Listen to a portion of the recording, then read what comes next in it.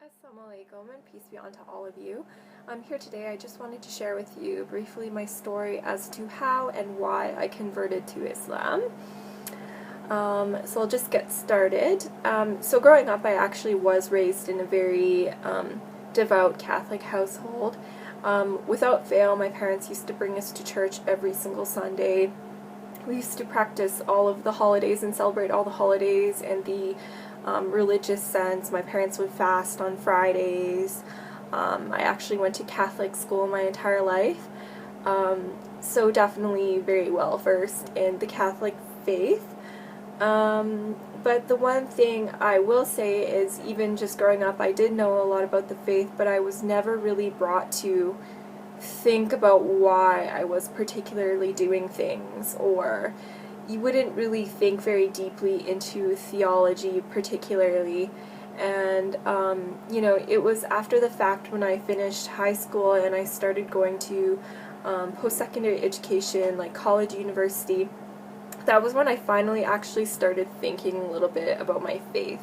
Maybe it was the rebellious sense in all of us when we finally become somewhat independent and we want to be our own person, but definitely it was a little bit more than that. I remember, just going to school after the fact, and it was the first time in my life I was actually intermingling with people that were not of the same faith group with me, just because, going to a Catholic school, all my friends were Catholic. I was a good girl. I never really went out a ton, so I can't say that I really had a lot of friends outside of my faith group. But when I actually went to college, university, I actually for the first time interacted and met, Muslims as an example, and it kind of made me think about my faith in a greater sense. Like, I remember, just going to church and thinking, for the first time in my life, like, we're not supposed to be worshiping idols, so why do we even have, like, statues inside the church that people are praying towards? Or if we're supposed to be praying to the one God, like, why are we praying to the Virgin Mary, or why are we praying to other people and saints when, God is the creator of all things and God is the Almighty? In that sense, like, it just kind of raised a lot of questions, or I started thinking simply about Trinitarian issues, and the fact that if Jesus was praying, who is he praying to if he is God? Or why would he be in need particularly? Like, a lot of these things, no matter who I would talk to, wouldn't really have a great resolution. Just to name a couple of other things, like, if God is eternal, then how could God die? Like, I really just couldn't wrap my head around a lot of these issues, and the more research I did, the more I realized that a lot of these theological issues came after the fact, and the pure Christianity was actually Unitarian. But it was the later kind of additions that changed the faith to make it what we know it as today, particularly, meaning kind of more of a Pauline Christianity. But I won't get into that. So generally, at that point, that was kind of when I was questioning a little bit more. But I really didn't have much of a solution. I just had questions. I started kind of looking into agnosticism, just because I figured, if Christianity is wrong and, all of these other religions are quote-unquote polytheistic, and I can't really accept that. They're either polytheistic or they're not particularly religions. They're more kind of like ways of thinking and whatnot. I don't really want to be involved with any of these, and I never really found a good monotheistic solution, but at the same time I wasn't really looking much into religion. But then it got to a point where I actually got in discussion about religion with some Muslims, actually, when I was at school. And I really didn't know much about their faith, to be quite honest. I had all of the stereotypical kind of ideas as to what Islam actually was. The fact that it was terrorist mongering and a violent faith, and they just want to convert everyone by the sword, quote unquote. or, you know, intolerant. They just wanted to kill everybody that didn't agree with them. You know, very, very shallow kind of ideas as to what this faith was. But the more I kind of started asking questions about it, the more I was kind of finding myself strangely attracted to this religion, basically because of the fact that they believed in the existence of the one God. They believed in God's oneness.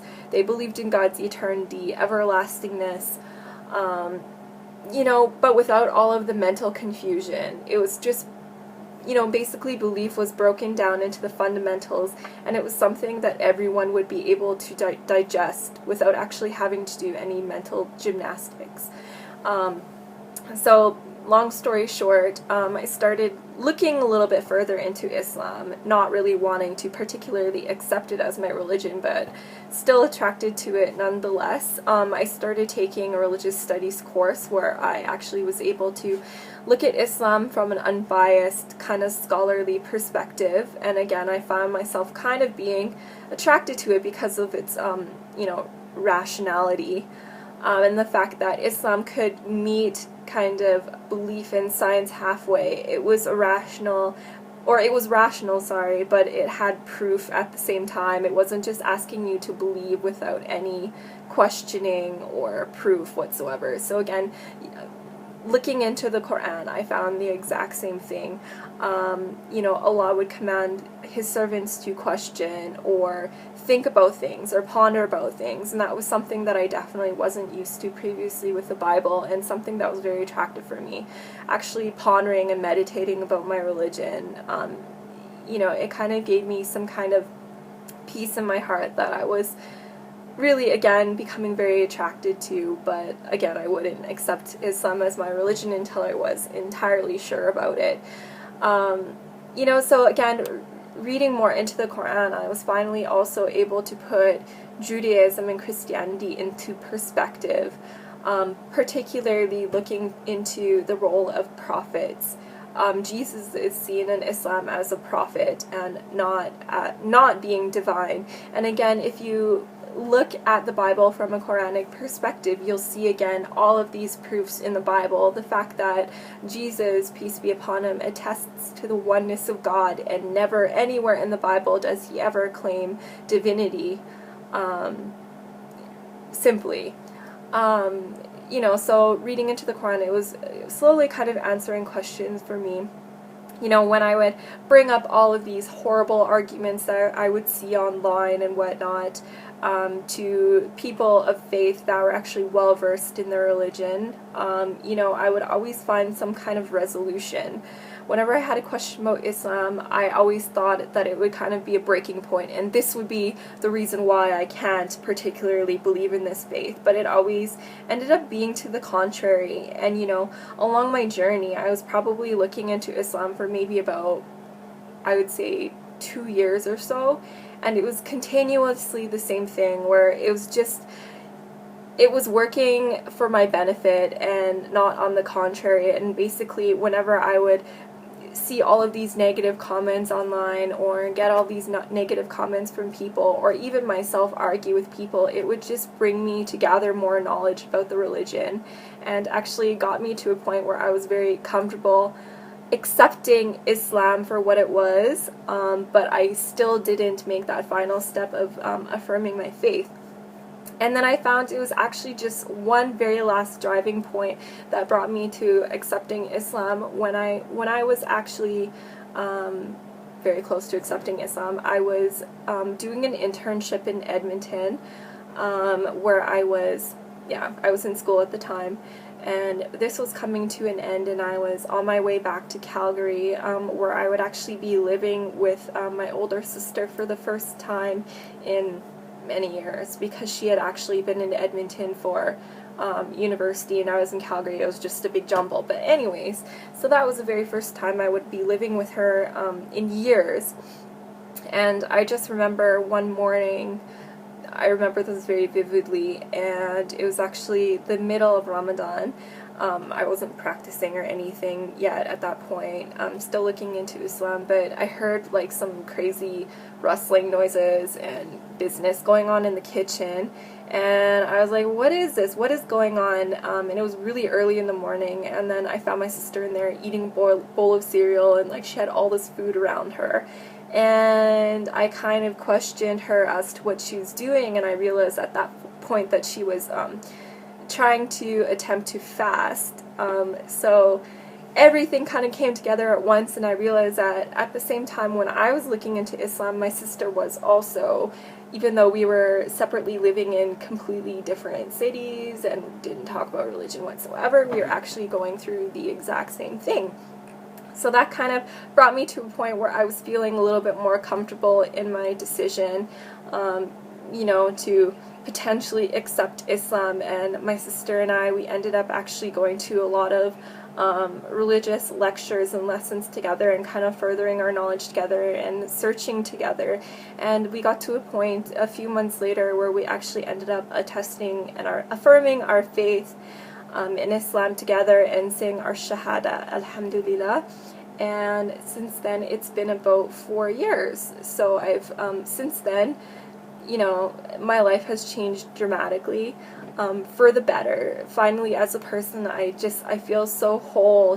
Before Islam, I would go to bed at night and I would honestly not be able to sleep because I felt like I was purposeless, and I felt like, extreme fear of, what was going to happen to me.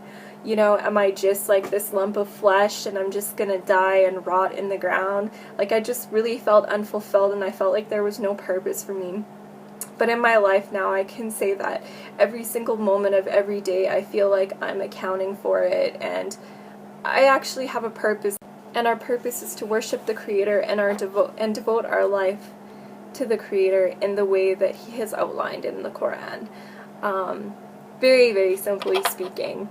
But anyways, so that's my story. I'm going to keep it short and leave it at that, but inshallah, I hope any of you out there perhaps benefited from this story, and I hope to be of service to anybody, with any questions about Islam whatsoever. I would love to kind of dispel any myths and use my knowledge that I've gained over the past couple of years to, maybe inspire you guys in some way, or at least provide you with some knowledge, or answer any of the questions that you've been burning to have answers to. But for now, assalamu alaikum.